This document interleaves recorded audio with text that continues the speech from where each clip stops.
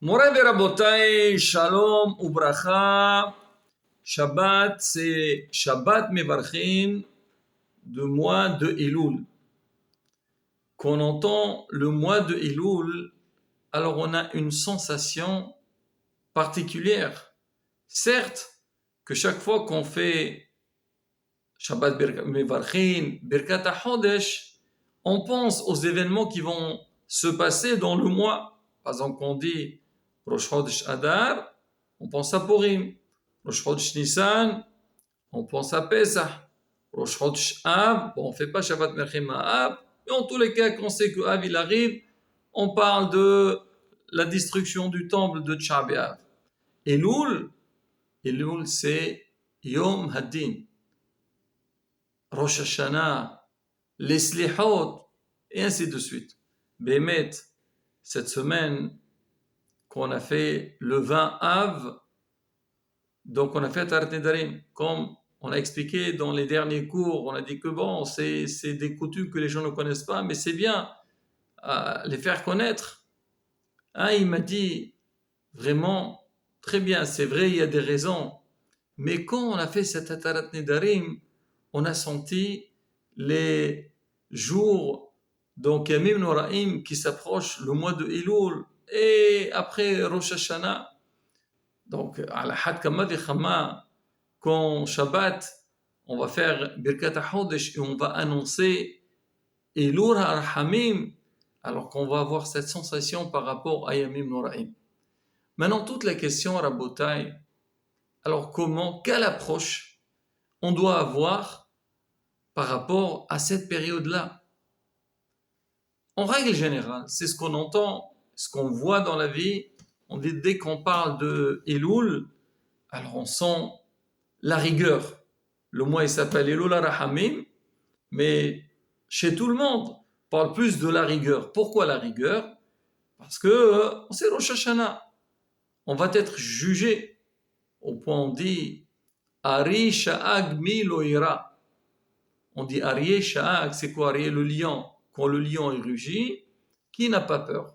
On dit c'est quoi Ari? C'est les initiales de Elul, Aleph Elul, Resh Rosh Hashanah, Yud Yom Kippourim, et Oshana Rabba. Donc en cette période-là, elle arrive, elle vient, on entend la voix de cette période. Qui n'a pas peur? Tout le monde a peur parce qu'on a peur du Yom Hadin et chacun il doit se préparer. Est-ce que Rabotai, maintenant la réelle avouda qu'on doit faire pendant cette période, c'est une avouda qu'on doit faire avec la peur, l'angoisse, le stress par rapport à Yom Kippourim. Sur ça, Rabotai, il y a deux visions. Comme ce qu'on vient de dire, c'est vrai, beaucoup, ils disent il ne faut pas rigoler avec le mois de Elul.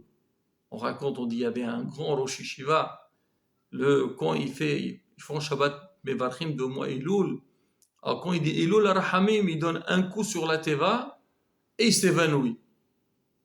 Pourquoi? Parce que bon, on n'a pas son niveau. Yamim Noraim, ils arrivent. C'est le jour du jugement. Faire attention. Donc il faut commander. Ça rigole plus. Il faut plus de sérieux pour se préparer à ce grand jour. Il y a d'autres qui disent complètement le contraire. Ils disent non, pas du tout. Le mois de Elul et les Yamim Noraim, il faut les vivre avec une grande simha, avec beaucoup de joie. La première catégorie des gens qui veulent faire ce travail avec, on va dire, peur, ça peut se comprendre. Mais dire avec joie, comment c'est possible? Tu te réjouis de quoi? C'est très bien qu'on va être jugé. Et on sait tous que dans l'année, on a eu des négligences. Hasbi shalom, on va dire, hasbi shalom. On n'est pas des réchaïm. On est tous des gens bien. Tous on veut bien faire. On veut bien faire. Mais est-ce qu'on fait vraiment ce qu'on doit faire? Alors comment on pourrait avoir un peu cette simha pendant ce temps-là? C'est ce que beaucoup posent la question et disent, comment c'est possible? On sait les slihot, les gens ils adorent les slihot. Alors pendant la période de Ben Hametzarim, on parle aux gens, on leur dit, Rabota, il faut se rappeler de Harban Bet Amikdash, faire Tikkun Hatzot. Alors, je faisais un cours, j'ai expliqué aux gens. Je leur ai dit, écoutez, Rabotai, c'est vrai, Tikkun Hatzot, les gens ne connaissent pas jusqu'à maintenant. Beaucoup ne connaissent pas. C'est-à-dire, on se met par terre et on lit, on se lamente pour la destruction du temple.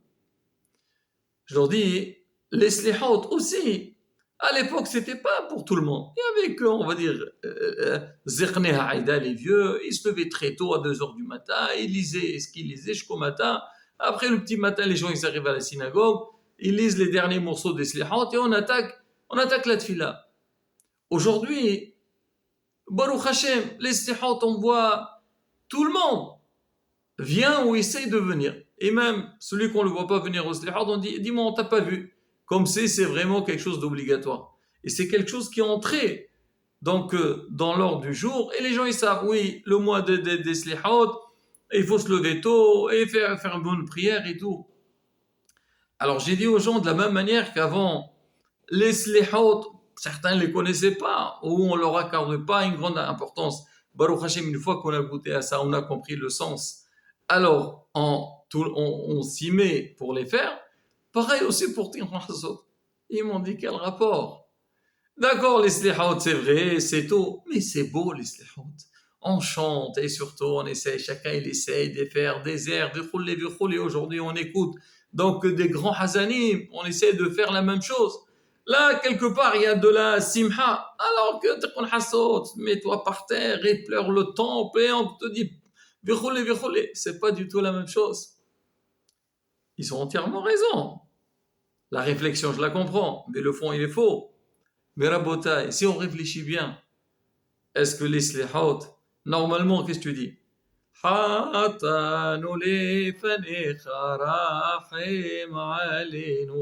On dit Hachem, on a fauté, sois miséricordieux avec nous. Mais pour demander pardon, tu chantes, ou tu as vu quelqu'un, il va chanter. Là, on raconte une fois un enfant. Alors, il a reçu son bulletin. Son père, il regarde le bulletin et il voit des notes catastrophiques. Alors, le papa, il appelle son fils. Il dit, dis-moi, c'est quoi ça? Mathématiques. Je veux pas donner des chiens, je sais pas, 2, 3. Français, pareil. Anglais, pareil. À la fin, il arrive à musique. Il voit, il a 20 sur 20. Et là, le père, quand il voit 20 sur 20, paf, il met une claque à son fils. Le fils, il dit, papa, j'ai rien compris. Quand tu as vu toutes les mauvaises notes, tu n'as rien dit. Maintenant, tu as vu une très bonne note, tu me donnes une claque, je pensais que tu allais te réjouir. Il a dit, je ne sais pas, je comprends pas. Comment tu peux chanter avec des notes pareilles? Ça veut dire que tu fais rien, tu as que des mauvaises notes. Tu as la force de chanter, de te réjouir. On dit, c'est pareil pour nous. Quoi?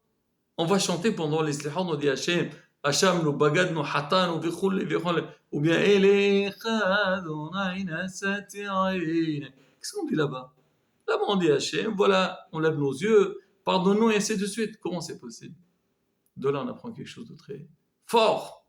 C'est que, Aïvdo et Hachem besimha. Il faut servir à Kadosh Baruch avec joie. Même qu'Hachem, il a vu qu'on a fauté, mais Hachem, il dit, moi, je veux pas la tristesse. Parce que si vous avancez si vous avez la tristesse, vous pourrez rien faire. D'accord, vous allez faire les mitzvot, besimha, c'est-à-dire vous allez chanter, mais vous allez comprendre l'importance. Déjà, comme on l'a dit, les gens, ils adorent venir maintenant les slihot. Et qu'est-ce qu'on va faire? Ah, on va chanter. Mais en même temps, il y a des moments de la teshuva, on va lire des passages qui vont nous réveiller. Et bien, mais c'est une question qu'on a posée au Hafetz Haïm. Une fois quelqu'un, il est venu voir le Hafetz Haïm. Il lui a dit que Vodarav, moi, la vérité, j'ai compris qu'il faut aller dans la voie Torah et Mitzvot, faire Teshuvah. Mais il y a quelque chose qui me dérange beaucoup. Je vois qu'il y a beaucoup de groupes dans l'Am Israël. Voilà, il y a les Ashkenazim, les Sfaradim, les Litaïm, les Breslev, les Chabad, Gour. Je dis, c'est quoi cette histoire? Mais c'est Torah Ahad, c'est marqué dans la Torah. Et le Rav, il a dit, Hazim, tu as entièrement raison. Mais moi, je voudrais te poser une question. Est-ce que tu te connais un peu dans la musique? Il a dit, oui, Baruch Hashem, qui ne connaît pas? Il a dit, est-ce que tu as vu une fois un orchestre? Mais bien sûr. Il a dit, qu'est-ce qu'il y a dans l'orchestre? Il y a le guitariste, il y a le pianiste, il y a le batteur, il y a celui qui joue avec la flûte. Il y a différents donc musiciens. Est-ce qu'ils font tous la même chose? Non. Mais qu'est-ce qu'il y a? Ensemble, ça fait une belle harmonie. On dit c'est pareil aussi pour nous à Israël. C'est vrai que des fois on voit des catégories donc de groupes des gens comment ils savent à Kashkoroko. Mais on a besoin de tout. Et Rabotai, je dis ça pour revenir sur la question de départ. Comment être Oved Hashem pendant cette période de mois de Elul? C'est vrai que la ira, on va dire, c'est la base. Parce que il faut réaliser que bientôt, il y a Yom Ad-Din. Ça rigole pas. Il ne faut pas prendre les choses à la légère. Mais derrière ça, il faut avoir une grande simha. Que Akadosh Baruch Hu est prêt à nous pardonner. Qu'est-ce qu'il nous dit Akadosh Baruch Hu? Shuvu Elai, revenez vers moi. Ça seulement, le fait qu'Akadosh Baruch Hu, il est d'accord, où il nous dit je suis prêt à vous pardonner, ça doit nous donner une très grande simha. Comme quelqu'un à la va passer un examen, alors quand l'examen s'approche, c'est vrai, il a une certaine peur, mais derrière, il sait qu'il va bien faire l'examen, il va réussir, il va avoir un diplôme, il va se développer dans la vie. Nous aussi, c'est pareil. On a cette période-là de Yamim Noraim, on doit nous préparer. Faire ce que Hakamim ils ont dit. C'est vrai, il faut faire un hishbon nefesh, regarder ce qu'on a fait tout le long d'année, ainsi de suite.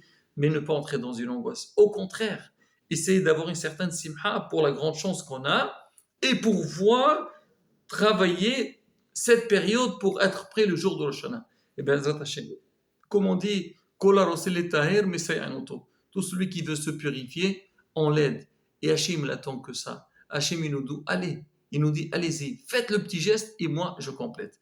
Et là, Rabotai, on est à une semaine, Shabbat Mevarchin de Rosh Chodesh Elul, il arrive Rosh Chodesh Elul. Dès maintenant, on essaie de voir, de programmer comment on va exploiter ce mois de Elul, si Yamim Noraim, et bien, on verra que tout est faisable et on aura une grande simha. Voilà, à la fin, avec Simhat Torah, que Baruch Hashem, on a réussi pendant cette période, avec l'espoir, Hashem, d'avoir une très bonne année. Amen. Keni Rasson.